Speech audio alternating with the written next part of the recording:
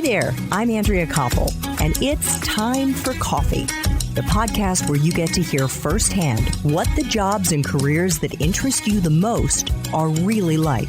Hey there, Java junkies. Welcome to another K-Cup mini episode of Time for Coffee. By the way, K-Cups come in 3 sizes, single, double, and triple shots, or roughly 1 minute, 5 minutes, or 10 minutes in length. So if you don't have time to throw back an entire caffeinated career conversation, these K-Cup mini episodes of T4C can give you a quick caffeinated fix, whether you're on the go or you only have a few minutes to binge. So grab your mug and take a chug, because it's time for a caffeinated career double shot K-Cup with my guest, Steve Herz.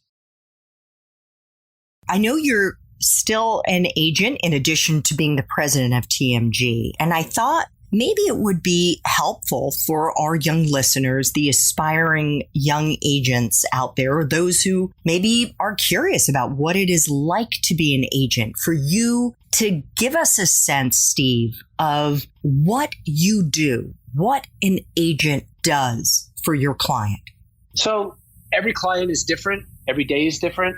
But I'd say that depending on where the client is in his or her career, you're trying to ferret out opportunities for the client. You're trying to develop relationships on your behalf and on their behalf, that they may hire the client for a primary job, to host a show, to be a correspondent, what have you. You're finding out about opportunities that are otherwise not known in the marketplace. It's not like there's a giant job board in our industry. And if there were, it would probably make us a lot less valuable as agents. You're also trying to give the client feedback to get better at their craft. Sometimes you'll send the link out and they won't get the kind of response you want. And sometimes they won't tell you why they don't like you, but it's your job to try to figure it out if they won't tell you, or ask them. And then you want the client to get better at their craft, whatever it might be, their voice, their body language, their writing, their presence, their energy. So that's what you're doing. You're also negotiating contracts. You're reviewing documents. You're also trying to find them, some of them speaking engagements, voiceover work. It all depends on who the client is. Someone's writing a book. You want to help them craft a book proposal and then get an editor to buy them. Again, it's just so many different things that go into this job. You almost have to have highly functioning ADD to be good at it.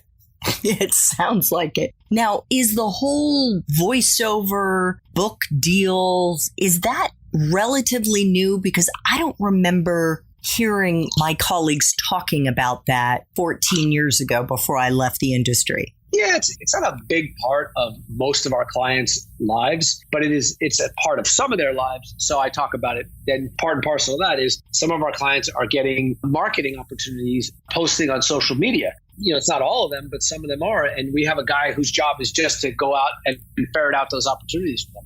So again, we have 250 clients. Every one of them is different. Some are really marketable at a certain place in their life with a lot of exposure. Some are just starting out. Some are in the middle. So the opportunities depend on where you are in your career. So you have someone going out looking for opportunities for clients to become social media influencers. Yes. And is there a lot of money in that? There is. The guy who runs it for us today told me about a client of ours who was offered a 2-year deal with a big, fitness nutrition place for $125,000 a year to be a spokesperson, mostly through social media. And I thought, wow, that's great. This person's not even a huge name. She's got a really interesting niche. Oh, but, wow. She's not a major star by any means. Yeah.